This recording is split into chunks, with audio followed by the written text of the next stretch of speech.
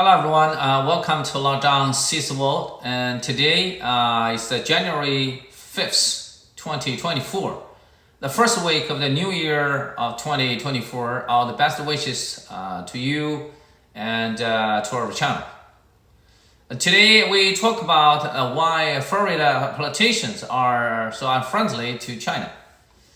Now Florida is a nice place, a sunshine state, and the seawaters and the beaches make it our ideal place for the vacation.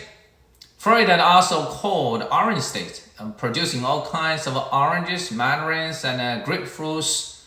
And the citrus plants here actually originate from China. In 16th century, it came to Florida with the Spanish. The city of Orlando here is famous for the attractions.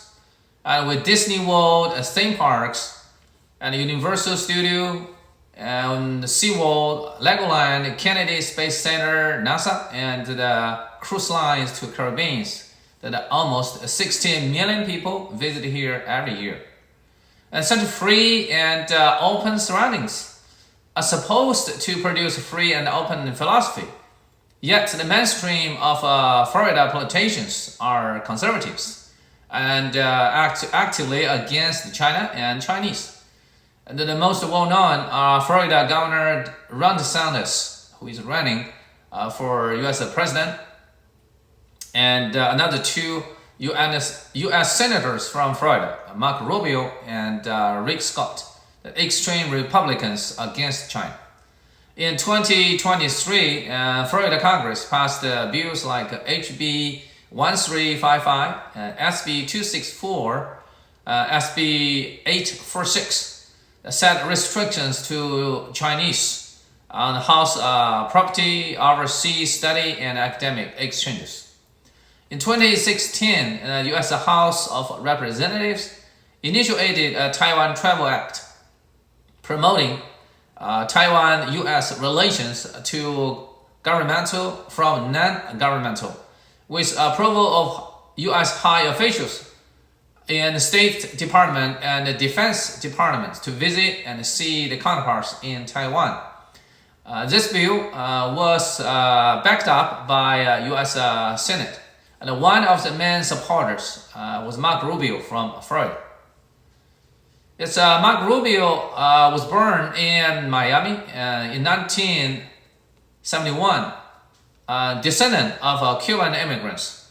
He majored in international politics in college and gained a GED degree. After graduation, he ran for Florida Congress, and in 2006 to 2008, he worked as Speaker of Florida House of Representatives. In 2011, he was elected as a U.S. Senator, and in 2015, he ran for U.S. President. After being defeated in a primary election, he turned to support Donald Trump and became an icon of anti-Chinese politicians in Trump administration. In many bills, such as the Uyghur Human Rights Policy Act and the Hong Kong Human Rights and Democracy Act, forbidding China's Huawei products and Douyin app, TikTok, endorsing Taiwan independence, secessionists. Marco Rubio has been under sanctions by Chinese government. In March 2023, the Florida House of Representatives introduced the bill of HB 1355, forbidding Chinese citizens buying houses in Florida. Those who have purchased already must register online and before December 31st, 2023. Otherwise, the penalty will be a daily $1,000 fine.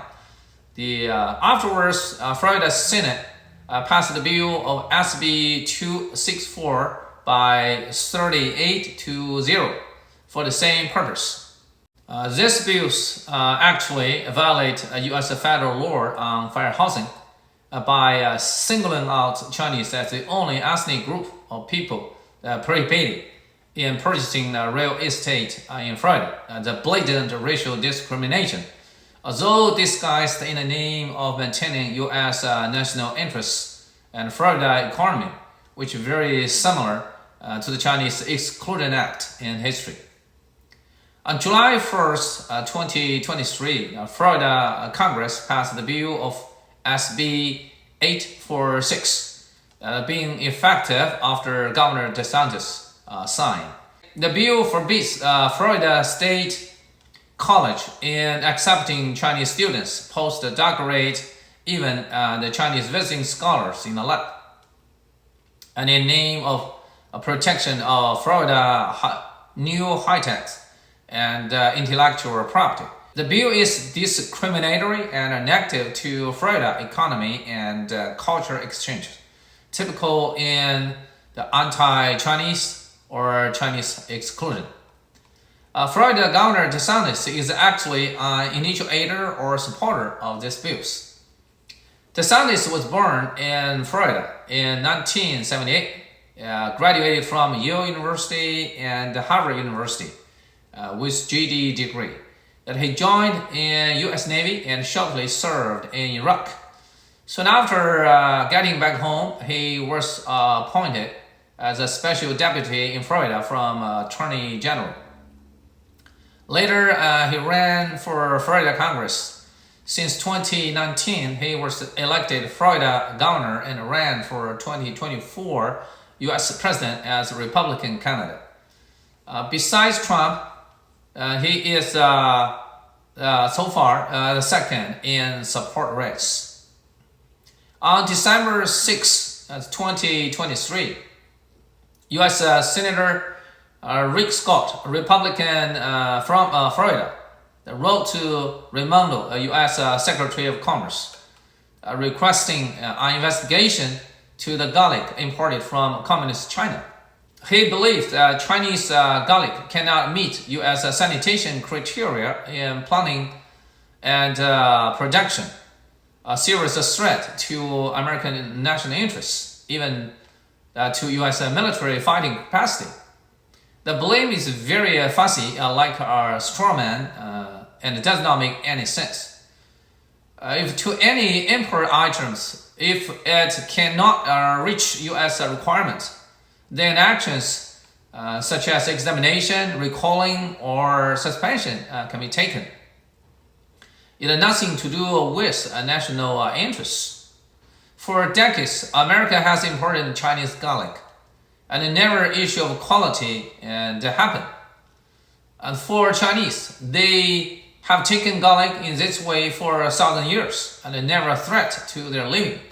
If a garlic import from China can hurt U.S. national security, then American security is so fragile and nothing can be safe.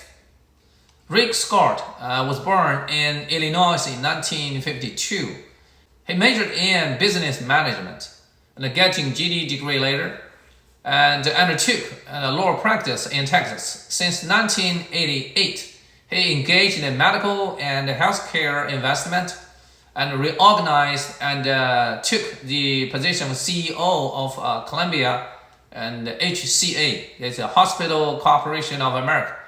In 1997, the company was under investigation by FBI for fraud accusation, and he was fined for $1.7 billion. Rick Scott resigned, moved to Florida, and continued his investment in venture capital.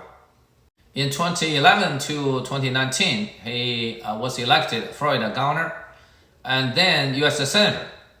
In January 2025, he will see the end of his first term in U.S. Senate and seek for re-election. So right now, he introduces some sensational bills to draw attention for his future support. Then, why are the Florida politicians bound to oppose to China? First, China is a socialist country, different from America in political system, and the main rival in ideology with America after Soviet collapse. Political correctness in America is against communism and advocate of human rights and democracy. In China issue, the hawkish is easy to get more votes, and therefore anti-China and anti-communism is the cliche or thumb of Rome for US politicians, including those in Florida or from there. After the Second World War, all the American administrations have followed the pattern, and the impact of the McCarthyism still lingers today, even after some U.S. diplomatic relations established. Whenever the presidential election, whether the Republicans or Democrats, all the candidates from Reagan, Clinton, George Bush Jr., Obama, or Trump and Biden, they certainly take China as an opponent and attacking policy. In the first term, it was usually harsh, yet for the second term, it changed more practical and friendly, just for China's huge market. These precedents and traditions are the way the current politicians like to copy. Second, for the past 40 years, reform and opening, China has been increasing in power, not only as the second largest economy in the world, but also gradually in technology and military. It owns its self-made aircraft carriers, amphibious landing vessels, and G5 fighters, and its high-speed railway, Moon rover, and the Mars probe, and a space station, which made it more influential globally, and a challenge to the declining America, to its superpower status and the national interests. For prevention of being taken over by China one day, the issue of China threat has been inevitable for US politicians. The third, China is a big country and still a developing one. There are still many imperfections in the legal system and civil management that need to be improved. Any issue occurred may be an excuse to blame or being exaggerated on purpose. Besides, China has not finished its reunification with Taiwan issue left over from Second World War and China's Civil War. To this issue, the biggest obstacle is America, which fits into debates and the tensions between America and China. Taiwan authorities, especially the Democratic Progressive Party, pursues independence as the target, antagonistic to mainland China, seeking for lobbyists in America as its clients, dragging Washington into the troubled water for Taiwan and deterrence to China's endeavor. So, claiming China's threat to Asia and to the world, and having made a good excuse for the U.S. politicians' anti-China policy. There are many kinds of different groups or cliques domestically in China, home and abroad. Some dissidents or radicals are bound to discredit or defame Chinese governments. Everything in China is regarded as negative or nothing positive or progressive. That's all kind of paranoid. The internal clashes among the Chinese disable them, stand together against the anti-China or Chinese exclusion policy. Therefore, each individual of Chinese might be victim of this bias or hatred, no matter where you are or what your political views. U.S. politicians make up opinions to influence the public, and the biased voters could influence the policymakers in return. So on and on, it blocks the Sino-U.S. relations go normally, pernicious to China, and the same to America in the end. Above is today's program, and thank you for your watching, and see you next time. Thank you, bye.